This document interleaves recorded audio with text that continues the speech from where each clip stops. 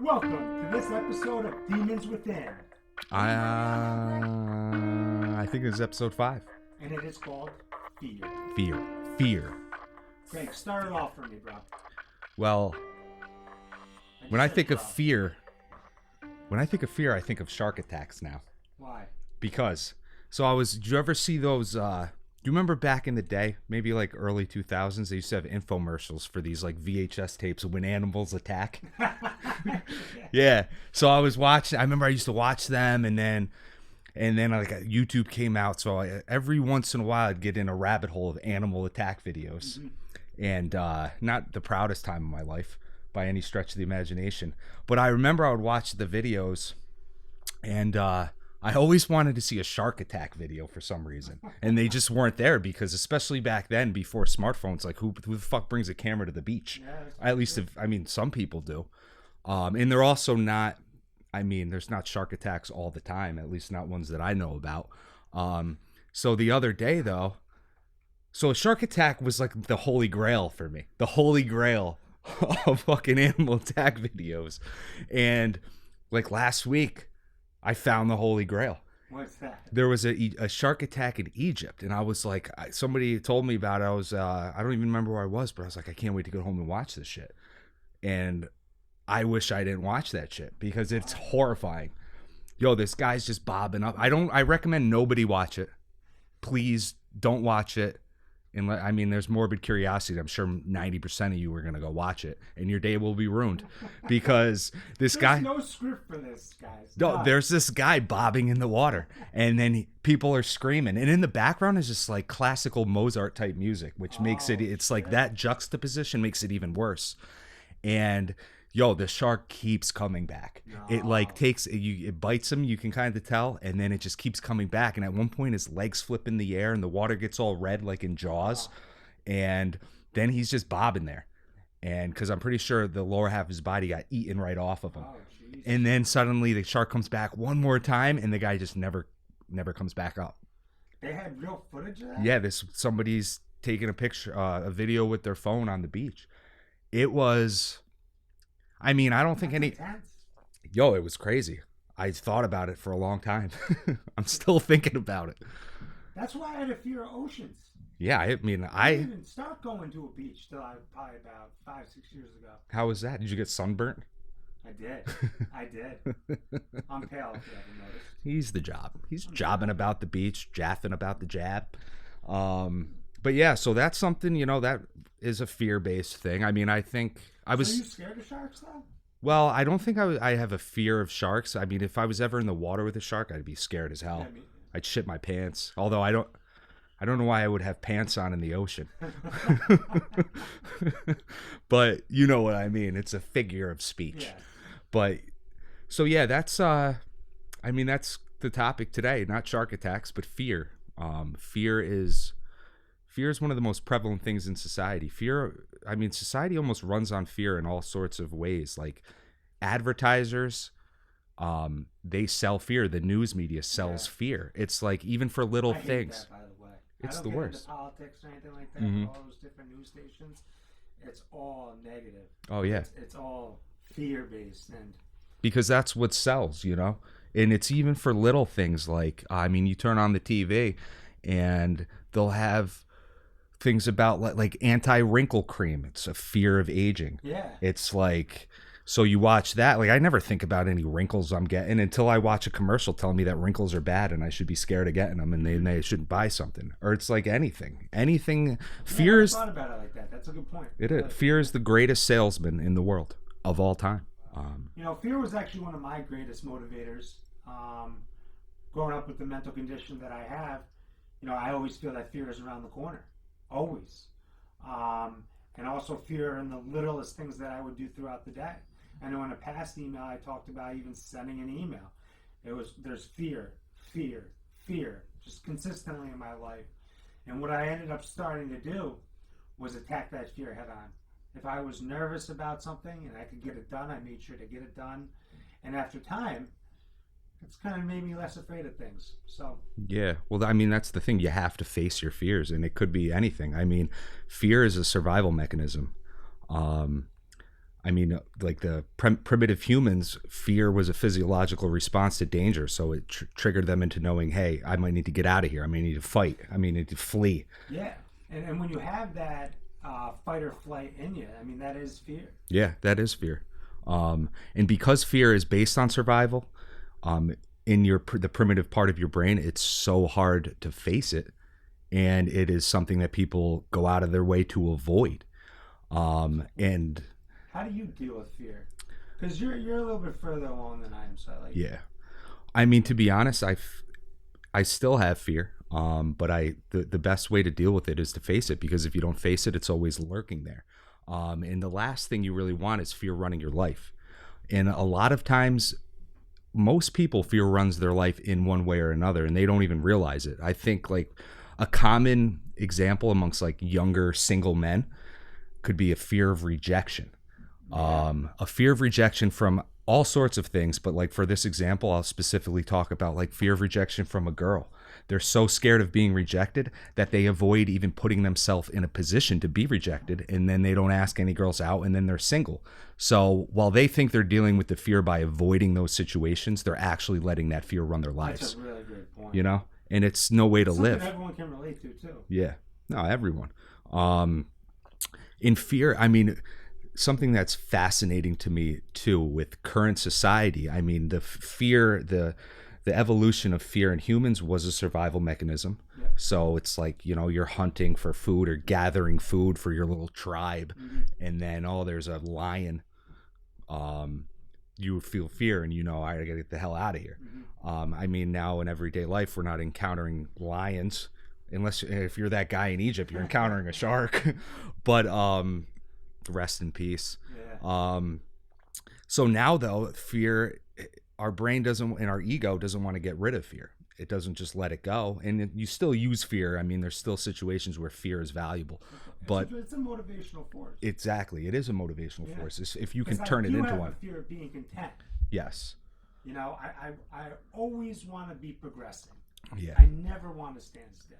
So my fear is simply just being content and just sitting on the couch watching TV every day. No. Yeah. I'm trying to get it, and I think you know that. And I think that's something I admire that in you, because that is you have turned that fear into a motivating factor. And I kind of feel the same way about that too. It's more so a fear of being unproductive. Yeah. So if I'm feeling content and he says things so much better than me. Hi, I'm Gregory Millerly, attorney at law.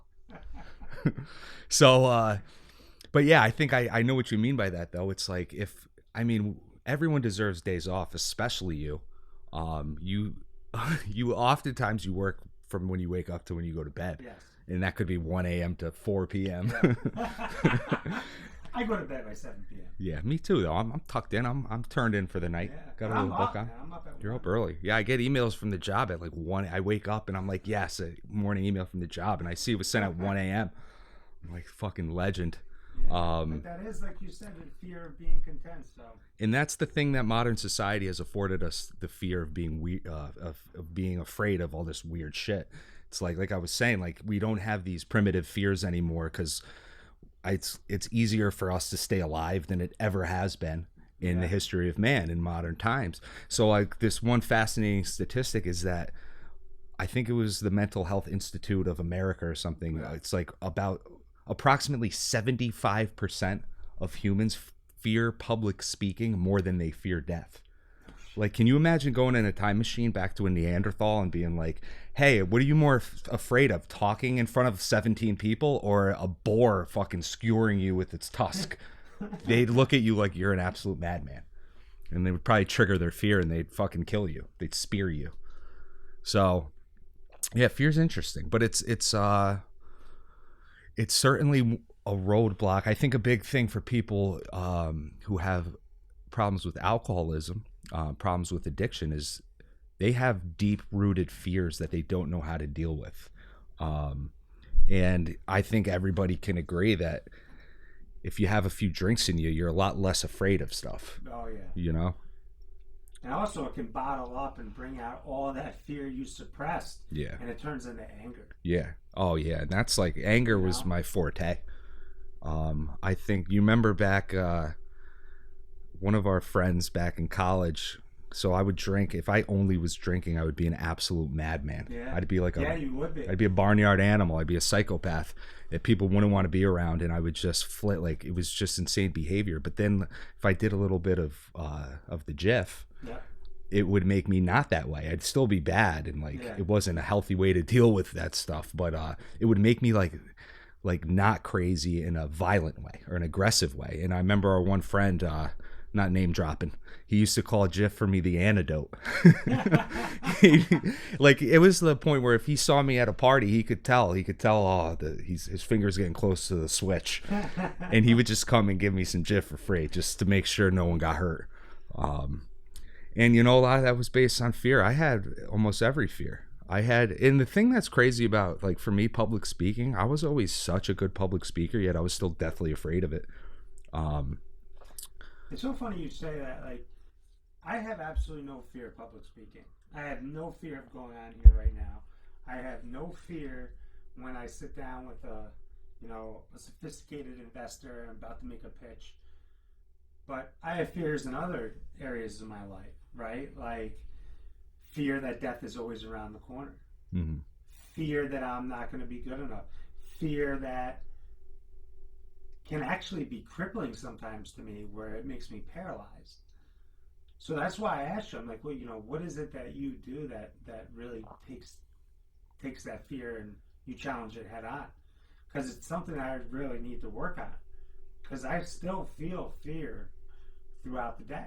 Yeah. And I'm still working on breaking that cycle. Yeah, so I mean, there are a number of ways to do that, and you actually already do some of it. And that's, I think, in the last episode we touched on the negative visualization techniques that ancient Stoics used, where you do actually think of the worst possible outcomes. Yes. And that way you're just sort of mentally prepared for it. It's like a little mental training camp before the actual regular season begins. Yeah. But I mean, there's a number of ways to face your fears, and it depends on what the fear is. Like, I mean, I don't want to keep bringing up the shark attack, but that's like a drastic fear, and you're not going to face that fear by like swimming with fucking sharks.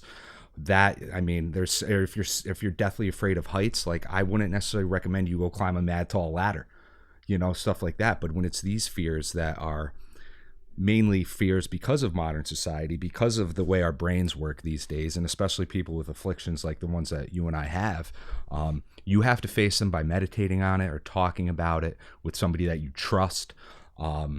I mean, repressed fears, all it does is strengthen them over time. So if you're just not dealing with it and repressing it, it builds that up. It builds that up. And then if you deal with your fears with alcohol or drugs, it's like dousing the flame of fear in gasoline. And that's another issue. I mean, when it comes down to is really just looking within. I mean, like, most fears are ego based too. Like you said, I have a fear of failure, a fear to not meeting expectations of people who actually like depend on me for stuff, a fear of being a bad friend, a bad boyfriend, a bad son. But the fact of the matter is, why am I scared of that? Because the worst thing that could happen is if I disappoint somebody, I have another chance to not disappoint them. I mean, everything that I'm afraid of or that I felt fear over is stuff that I can face head on. Because when it comes down to it, nowadays, my fears and most people's fears aren't matters of life and death. They're matters of my ego getting hurt. They're matters of like me feeling embarrassed. And the only way you're ever going to get over those fears is by facing them head on. And just, I mean, yeah, I don't know. It's like one of the things too, like a fear of failure. One of my favorite quotes of all time is, "You don't judge a man by how he falls, but how he stands back up."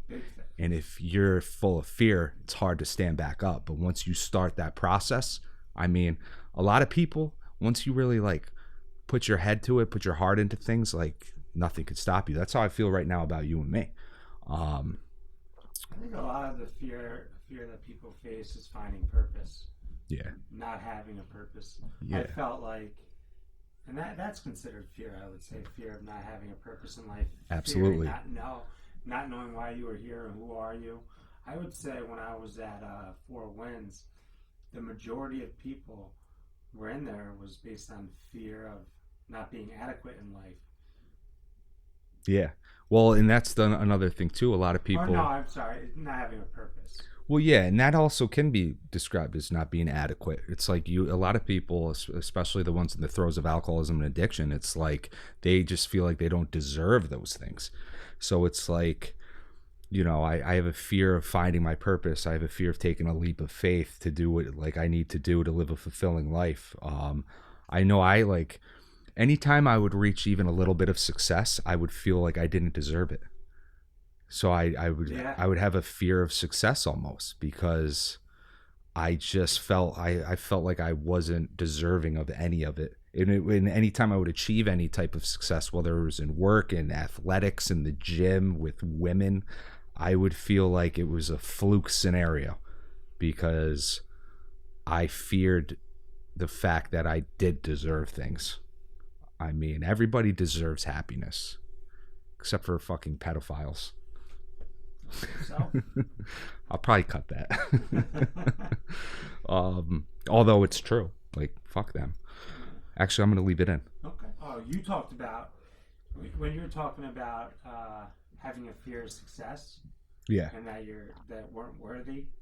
That's exactly how I felt, Yeah. and still feel. Honestly, I feel like I have to hit rock bottom, and I'm not deserving success. I tell my body I have to go through the worst possible scenarios, and then I can achieve success. Yeah. If that makes sense. No, that does make sense. And that's, I think we both went through that. Yeah. Like I say often that it's almost unfortunate that I had to cause pain for other people for me to get to where I am, for me to achieve the vision that I have for my life now. Mm-hmm. I also, a lot of times people don't even realize they have all these fears. Let me ask you this: what's your difference between fear and anxiety? Well, fear breeds anxiety. First of all, I mean, anxiety is straight up a fear-based mental problem. Okay. Yeah. But fear itself doesn't necessarily have to be anxiety, because fear is such a primitive emotion. Yeah. Now, I don't know the actual science or anthropological outlook on such things. Too big of a word. I knew that was going to be a tough one. But like, so I don't know if this is even true, but I feel like, primitive humans, again, I don't know how much of them actually had anxiety. I don't know if they did. They had fear. You know what I wanted to say? Sorry for cutting you off. Is I think people have a fear to quit drinking. Oh, yeah. Like when we were drinking, I had a fear to quit because I didn't know how I could live without having a drink. Oh yeah, that's a huge thing.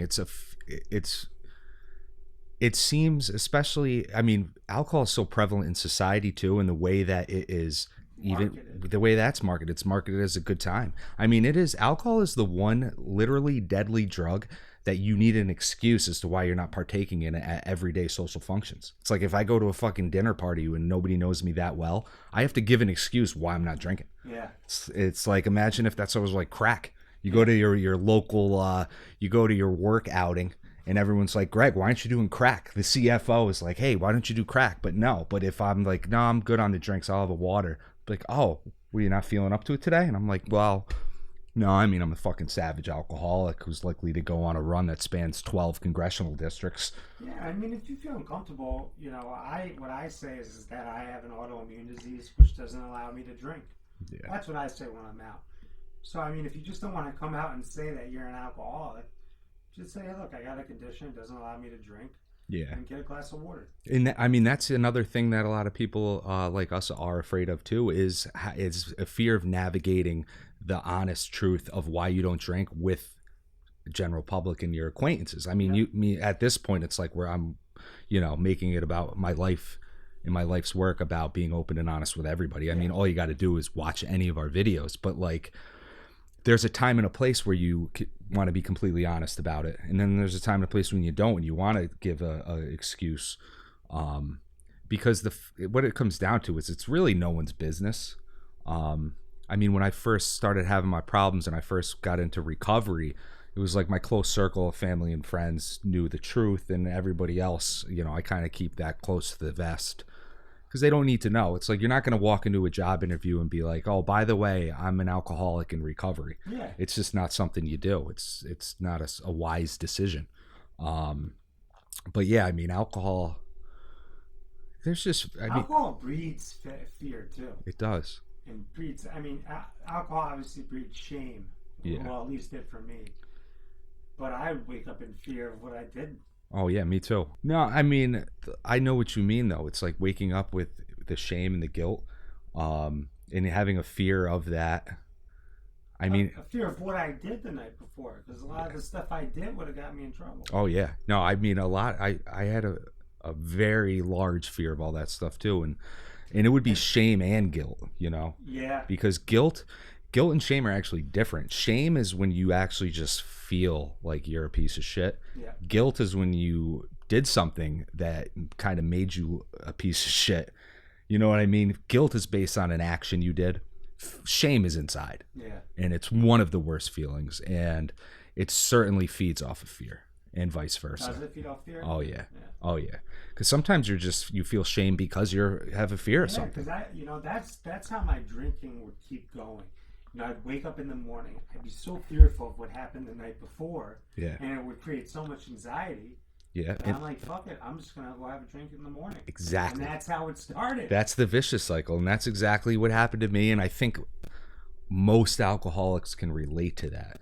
And I'd say like a fear of being social in college. Yeah. You know, oh, how social many anxiety. Shoes kids do we know that joined our fraternity Mm-hmm. and ended up drinking? Yeah. But yeah, that's no, that's a good point. What I was going to say is a fear of being social. A fear of when I was social, I'd have, I'm not good at just walking up to someone and starting a conversation. I would always need to have a drink in me. Yeah. Oh yeah, me too. So, that played a big role in me drinking. Yeah. I mean, it's that Bill drinks a lot in Demons with him. Oh, Bill drinks almost the whole book. And then when he's not drinking, he has to deal with that because that's a whole other story. Yeah, that's a whole other issue. But I'll tell you said this in the first episode. I mean, when you stopped drinking is when the work to me really started. Yeah. Like you said, it's alcohol is just what did you call it? Not a symptom? Alcohol is a symptom of the actual disease. Yes. And that's why, like, if you just stop drinking, they call it white knuckling it because you're holding on for dear life, basically, to just get through another day sober. Because the fact of the matter, I mean, it's like anything. Like when you have a cold, you take medicine to treat the symptoms, but you don't do anything to kill the virus. Yeah. Because you can't kill the virus. Luckily for alcoholism, you can kill that demon, but you have to treat the symptoms. The underlying issues is what you have to treat, and that's what you have to do. That can be a daunting task. It's very daunting, and that's why a lot of people fail. At least, most people actually do fail their first go around. And I failed a few a lot of that is fear, because a big part of getting sober is dealing with the wreckage that you created of your past. I mean, one of the steps of the 12 steps of Alcoholics Anonymous is making direct amends to those people you've hurt, unless doing so would injure them or you or others. And that's, I mean, I can tell. I was talking to you earlier today. One of the happiest moments of the past few weeks, I talked to Gerber. Yeah. This guy Gerber was like one of my best friends I've ever had, and he was always super supportive. Like my demon of alcoholism used to rear its head. I mean, every time I drank, it reared its head, but I would go on these like couple months where it would progress to the point where would get bad, and then I would stop drinking for a couple months. Yeah. And every time I started to get bad, he was always there for me. He always was there for me.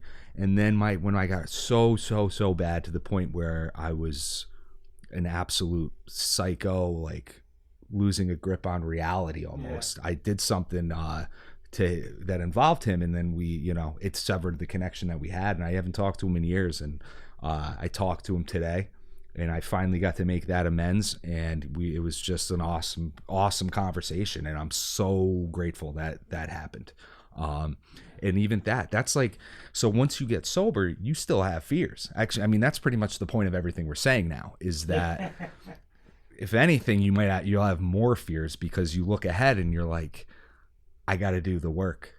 I got to do all this work. Yeah, and that's where taking it one moment at a time, Boom. one day at a time is crucial. Yes, and that's I know you mentioned earlier in this episode, you asked, what do I do?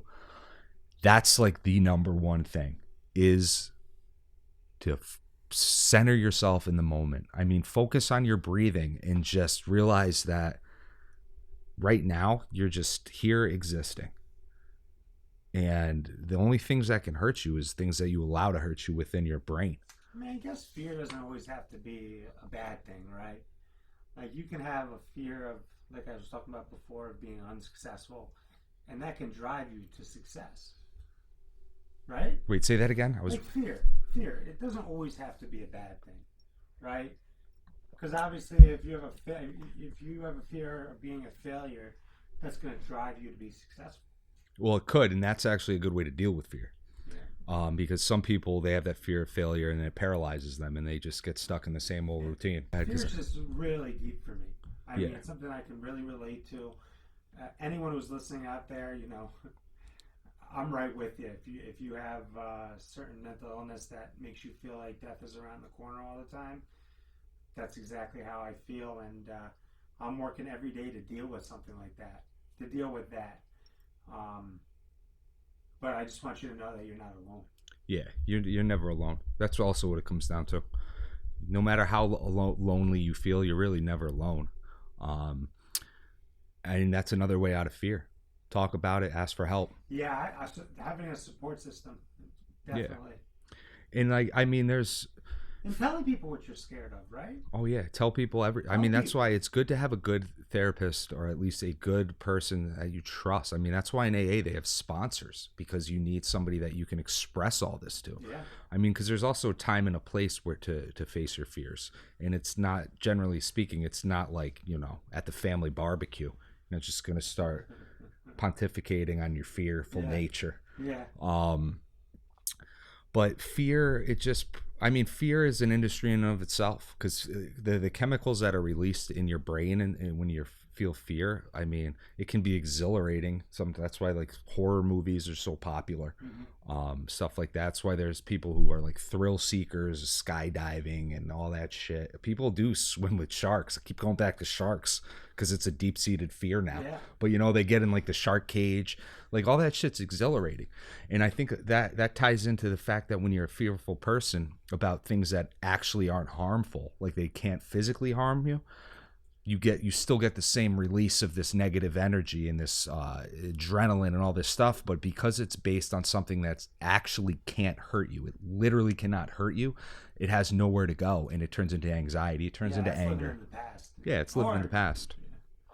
And that's the other thing about fear too. Some of these symptoms and some of these cognitive distortions that we suffer from are only like in the past or only in the future based. Nothing's in the moment, because the moment's the most serene place to be, the safest place to be. But fear is one that goes all over. It doesn't give a fuck about time.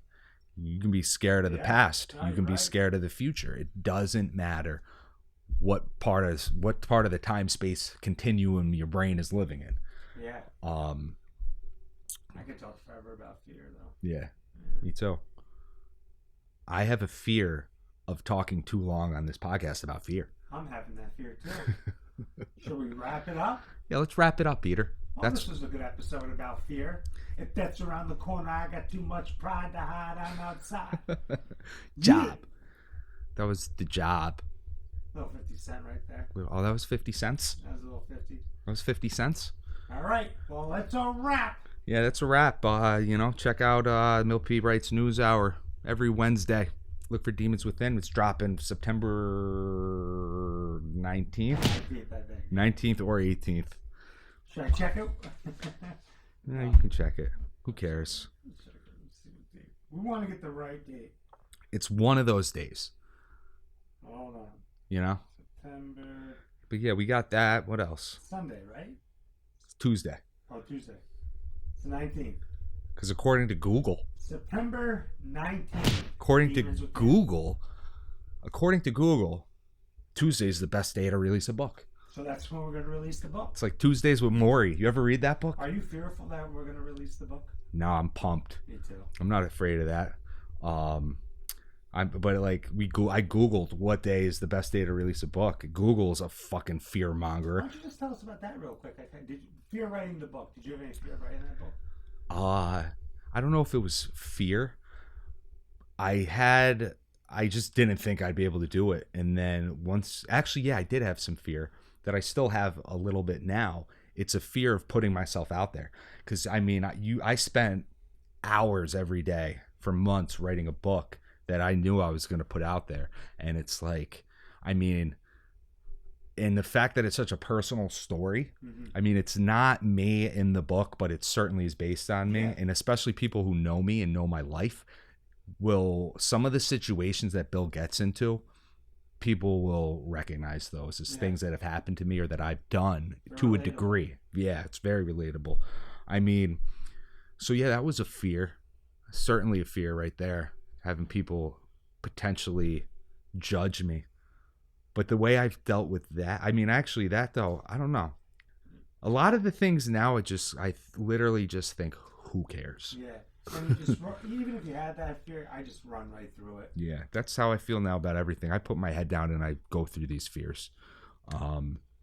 Because when it comes down to it, it's like if I'm on my deathbed or anything could happen at any moment.